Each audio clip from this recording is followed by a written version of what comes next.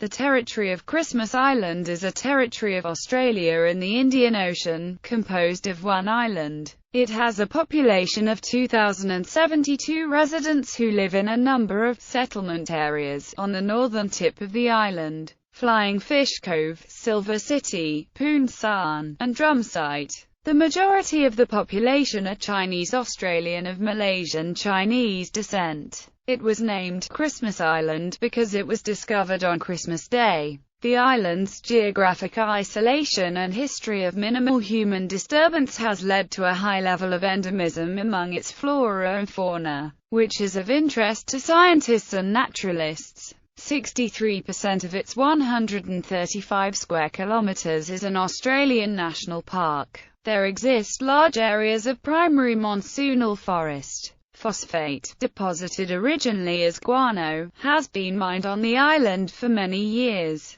History. First visit by Europeans. Captain William Miners of the Royal Mary, an English East India Company vessel, named the island when he sailed past it on Christmas Day, in 1643. The island was included on English and Dutch navigation charts as early as the beginning of the 17th century. But it was not until 1666 that a map published by Dutch cartographer Peter Goos included the island. Goos labelled the island Moni, the meaning of which is unclear. English navigator William Dampier, aboard the English ship Signet, made the earliest recorded visit to the sea around the island in March 1688. He found it uninhabited. Dampier gave an account of the visit which can be found in his Voyages. Dampier was trying to reach Cocos from New Holland. His ship was pulled off course in an easterly direction, arriving at Christmas Island 28 days later. Dampier landed at the Dales. Two of his crewmen became the first Europeans to set foot on Christmas Island. Daniel Beekman made the next recorded visit, chronicled in his 1718 book, A Voyage to and from the Island of Borneo, in the East Indies.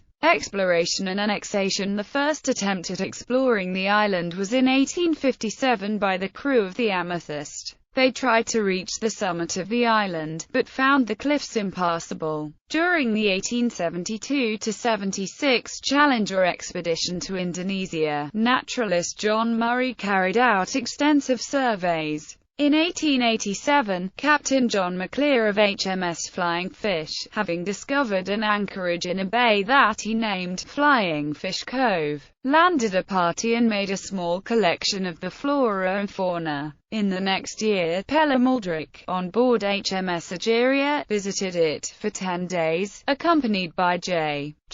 Lister, who gathered a larger biological and mineralogical collection. Among the rocks then obtained and submitted to Murray for examination were many of nearly pure phosphate of lime. This discovery led to annexation of the island by the British Crown on 6 June 1888. Settlement and exploitation. Soon afterwards, a small settlement was established in Flying Fish Cove by G. Clunies Ross, the owner of the Cocos Islands to the southwest, to collect timber and supplies for the growing industry on Cocos. Phosphate mining began in the 1890s using indentured workers from Singapore, Malaya and China. John Davis Murray, a mechanical engineer and recent graduate of Purdue University, was sent to supervise the operation on behalf of the Phosphate Mining and Shipping Company. Murray was known as the King of Christmas Island until 1910, when he married and settled in London. The island was administered jointly by the British Phosphate Commissioners and district officers from the United Kingdom Colonial Office through the Straits Settlements, and later the Crown Colony of Singapore.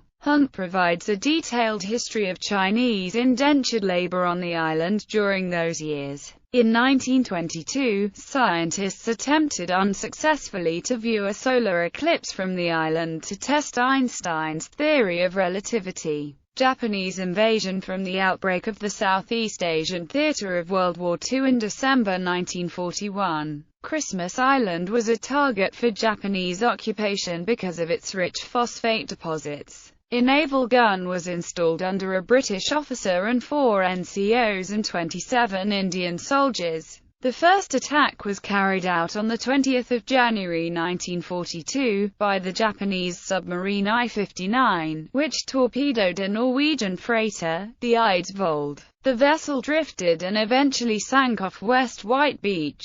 Most of the European and Asian staff and their families were evacuated to Perth. In late February and early March 1942, there were 2 aerial bombing raids. Shelling from a Japanese naval group on 7 March led the district officer to hoist the white flag. But after the Japanese naval group sailed away, the British officer raised the Union flag once more. During the night of 10–11 March, a mutiny of the Indian troops, abetted by Sikh policemen, led to the murder of the 5 British soldiers and the imprisonment of the remaining 21 Europeans. At dawn on 31 March 1942, a dozen Japanese bombers launched the attack, destroying the radio station. The same day, a Japanese fleet of 9 vessels arrived, and the island was surrendered. About 850 men of the 21st and 24th Special Base Forces and 102nd Construction Unit came ashore at Flying Fish Cove and occupied the island. They rounded up the workforce, most of whom had fled to the jungle. Sabotaged equipment was repaired and preparations were made to resume the mining and export of phosphate. Only 20 men from the 21st Special Base Force were left as a garrison. Isolated acts of sabotage and the torpedoing of the Nisei Maru at the wharf on 17 November 1942 meant that only small amounts of phosphate were exported to Japan during the occupation. In November 1943, over 60% of the island's population was evacuated to Surabayan prison camps, leaving a total population of just under 500 Chinese and Malays and 15 Japanese to survive as best they could. In October 1945, HMS Rother occupied Christmas Island. After the war, 7 mutineers were traced and prosecuted by the military court in Singapore. In 1947, 5 of them were sentenced to death, however, following representations made by the newly independent government of India. Their sentences were reduced to penal servitude for life. Transferred to Australia at Australia's request, the United Kingdom transferred sovereignty to Australia, with a $20 million payment from the Australian government to Singapore as compensation for the loss of earnings from the phosphate revenue. The United Kingdom's Christmas Island Act was given royal assent on 14 May 1958. Enabling Britain to transfer authority over Christmas Island from Singapore to Australia by an order in council. Australia's Christmas Island Act was passed in September 1958 and the island was officially placed under the authority of the Commonwealth of Australia on 1 October 1958. Under Commonwealth Cabinet Decision 1573 of 9 September 1958. Nichols was appointed the first official representative of the new territory. In a media statement on 5 August 1960, the Minister for Territories, Paul Hasluck, said, among other things, that his extensive knowledge of the Malay language and the customs of the Asian people has proved invaluable in the inauguration of Australian administration. During his 2 years on the island he had faced unavoidable difficulties and constantly sought to advance the island's interests. John William Stokes succeeded him and served from 1 October 1960 to 12 June 1966. On his departure he was lauded by all sectors of the island community. In 1968, the official secretary was retitled an administrator and, since 1997, Christmas Island and the Cocos Islands together are called the Australian Indian Ocean Territories and share a single administrator resident on Christmas Island. Recollections of the island's history and lifestyle, and lists and timetables of the island's leaders and events since its settlement are at the World Statesman site in Neil, Bosman, Hunt and Stokes. The settlement of Silver City was built in the 1970s, with aluminium-clad houses that were supposed to be cyclone-proof. The 2004 Indian Ocean earthquake and tsunami centered off the western shore of Sumatra in Indonesia resulted in no reported casualties, but some swimmers were swept some 150 meters out to sea for a time before being swept back in. Refugee and immigration detention. From the late 1980s and early 1990s, boats carrying asylum seekers, mainly departing from Indonesia, began landing on the island. In 2001, Christmas Island was the site of the Tampa controversy, in which the Australian government stopped a Norwegian ship, MV Tampa, from disembarking 438 rescued asylum seekers. The ensuing standoff and the associated political reactions in Australia were a major issue in the 2001 Australian federal election. Another boatload of asylum seekers was taken from Christmas Island to Papua New Guinea for processing after it was claimed that many of the adult asylum seekers threw their children into the water, apparently in protest at being turned away. These claims were later found to be untrue by a Senate Select Committee. This became known as the Children Overboard affair. Of 433 refugees aboard the Tampa, 150 were accepted by New Zealand, including 36 unaccompanied boys. The former Howard government later secured the passage of legislation through the Australian Parliament that excised Christmas Island from Australia's migration zone, meaning that asylum seekers arriving on Christmas Island could not automatically apply to the Australian government for refugee status. This allowed the Royal Australian Navy to relocate them to other countries as part of the so-called Pacific Solution. In 2006, an immigration detention centre, containing approximately 800 beds, was constructed on the island for the Department of Immigration and Multicultural Affairs. Originally estimated to cost $210 million, the final cost was over $400 million.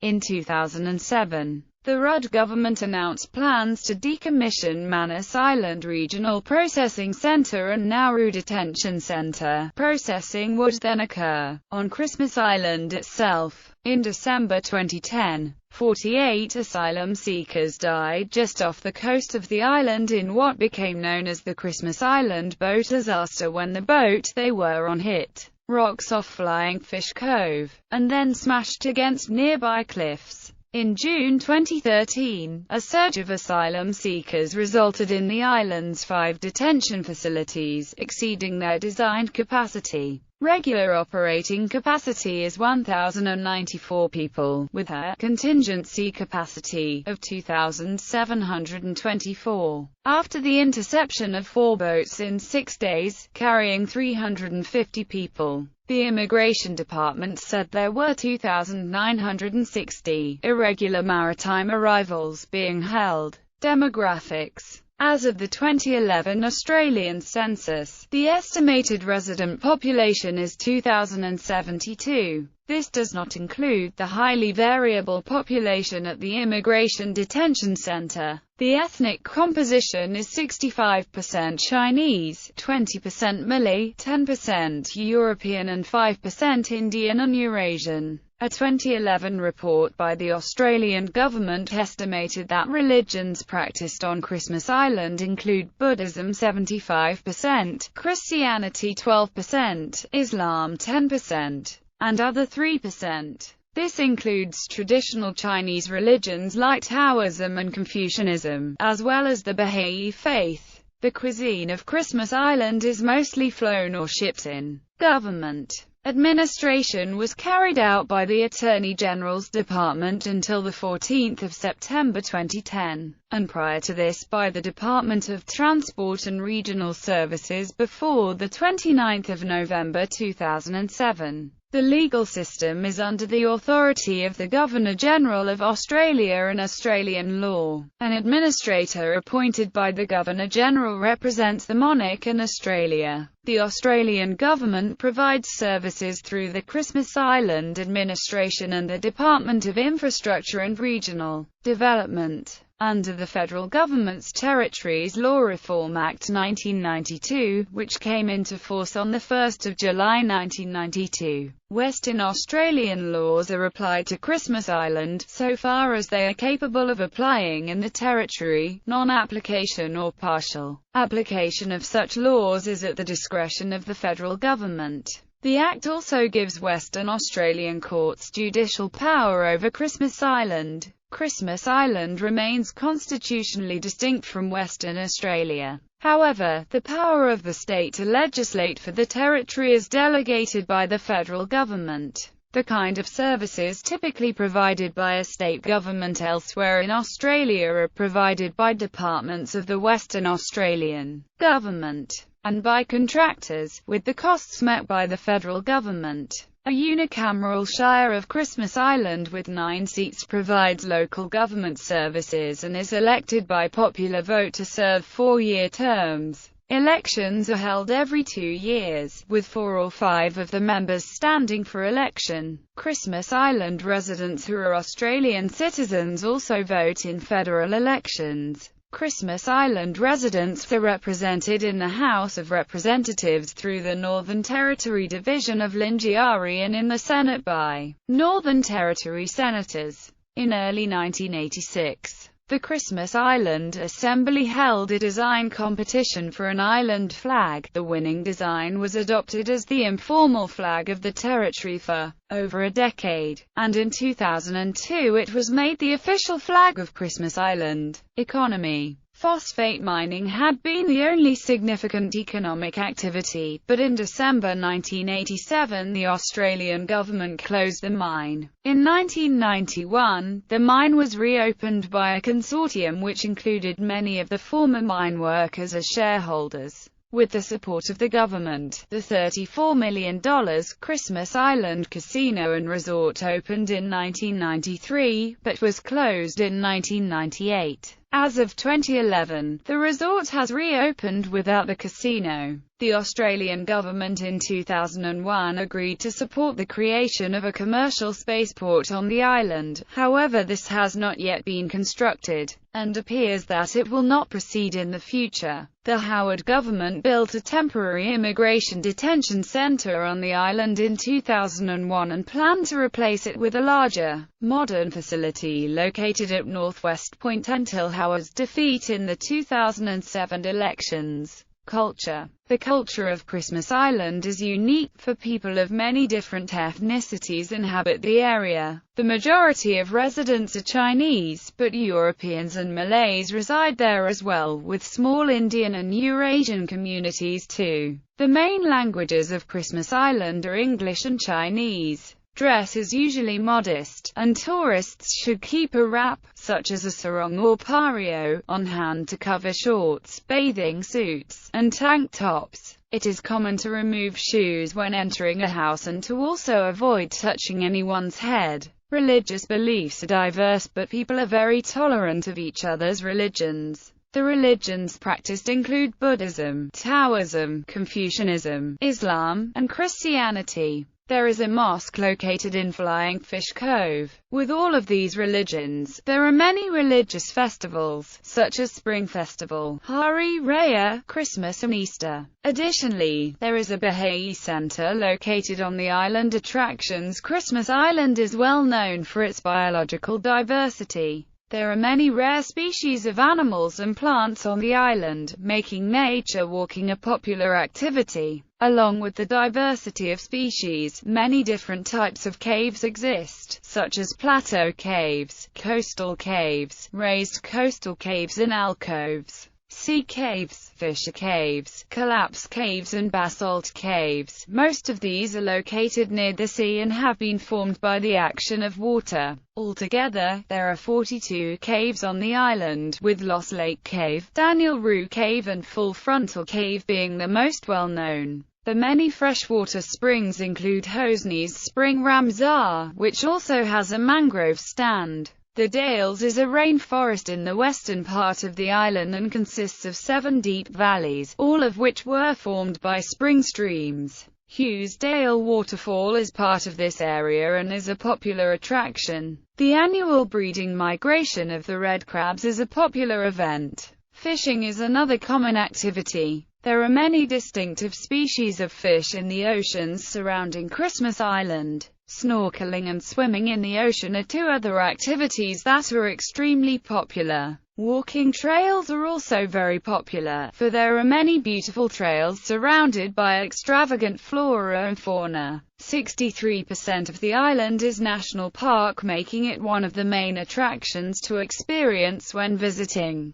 Geography. Located at 10 degrees 30 S 105 degrees 40 E 10.500 degrees south 105.667 degrees east minus 10.500 105.667. The island is about 19 kilometers in greatest length and 14.5 kilometers in extreme breadth. The total land area is 135 square kilometers, with 138.9 kilometers of coastline. The island is the flat summit of a submarine mountain more than 4,500 meters high, the depth of the platform from which it rises being about 4,200 meters and its height above the sea being upwards of 300 meters. The mountain was originally a volcano, and some basalt is exposed in places such as the Dales and Dolly Beach, but most of the surface rock is limestone accumulated from the growth of coral. The summit of this mountain peak is formed of a succession of tertiary limestones ranging in age from the Eocene up to recent reef deposits, with intercalations in the older beds of volcanic rocks.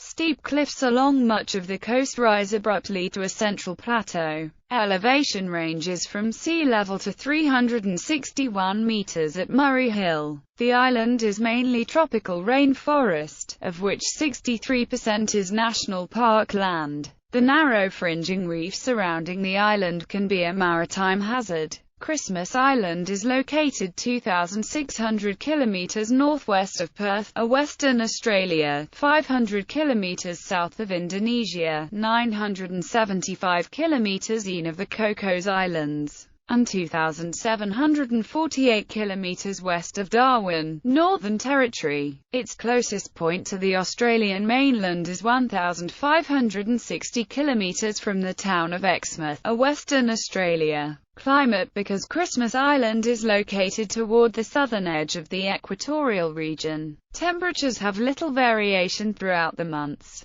The highest temperature is usually around 29 degrees Celsius and takes place in March and April, while the lowest temperature is 23 degrees Celsius and occurs in August. There is a dry period from July to November. During this season there are extensive dry periods with occasional showers. The wet season is between November and May, which includes monsoons. The monsoons that take place are downpours of rain at unsystematic parts of the day. Tropical cyclones may also occur in the wet season, bringing very solid winds, rain and enormous seas. These tropical cyclones only happen occasionally, for most of the time during the wet season is damp, subside weather.